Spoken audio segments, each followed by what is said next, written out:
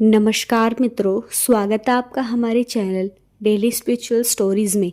आज की इस वीडियो में हम सुनेंगे भानु सप्तमी की कथा। धार्मिक मान्यताओं के अनुसार भानु सप्तमी, जिसे सूर्य सप्तमी भी कहा जाता है, भगवान सूर्य देव को समर्पित एक अत्यंत ही शुभ दिन है। और इस बार तो यह अधिक मास में आ रहा है, तो यह और भी खास हो जाता है। जब भी शुक्ल पक्ष की सप्तमी तिथि रविवार के दिन पड़ती है तो उसे भानु सप्तमी कहा जाता है। इस व्रत और दिन की महिमा से जुड़ी 3 पौराणिक कथाएं जो सबसे ज्यादा प्रचलित है, आज हम उन तीनों ही कथाओं को सुनने वाले हैं। तो अंत तक इस वीडियो में बने रहिए और कमेंट में लिख दीजिए जय सूर्य देव।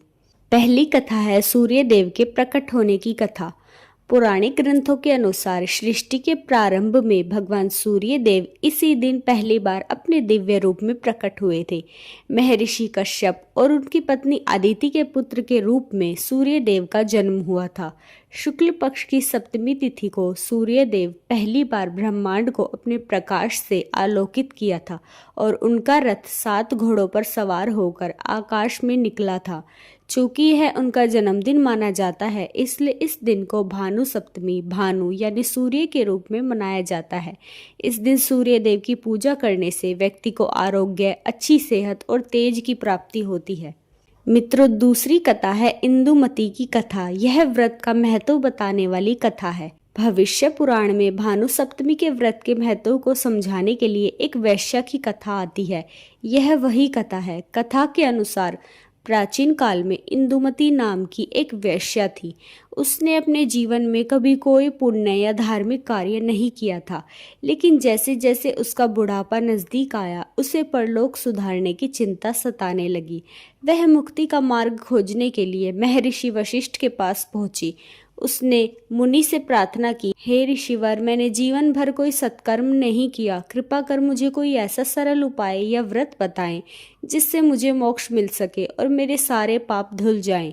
महर्षि वशिष्ठ ने कहा, हे इंदुमती, महिलाओं के लिए मुक्ति और सौभाग्य देने वाला अचला सप्तमी या भानु सप्तमी का व्रत सबसे उत्तम है। शुक्ल पक्ष की जिस सप्तमी को रविवार हो, उस दिन पवित्र नदी में स्नान करके सूर्य देव को दीप दान करो और पूरे दिन निराहार रहकर उनकी पूजा करो।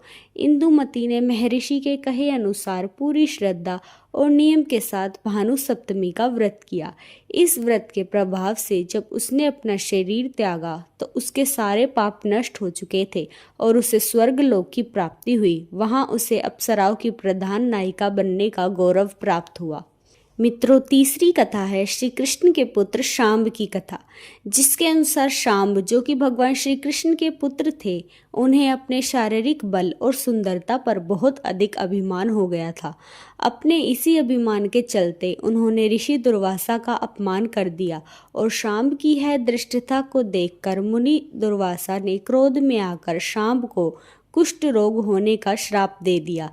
तब भगवान श्री कृष्ण ने अपने पुत्र शांब को भगवान सूर्य देव की उपासना करने के लिए कहा था और शांब ने पिता की आज्ञा मानकर सूर्य भगवान की आराधना की थी, जिसके फलस्वरूप उनके कुष्ठ रोग मुक्त हो गए और उनकी शारीरिक बल और सुंदरता वापस आ गई।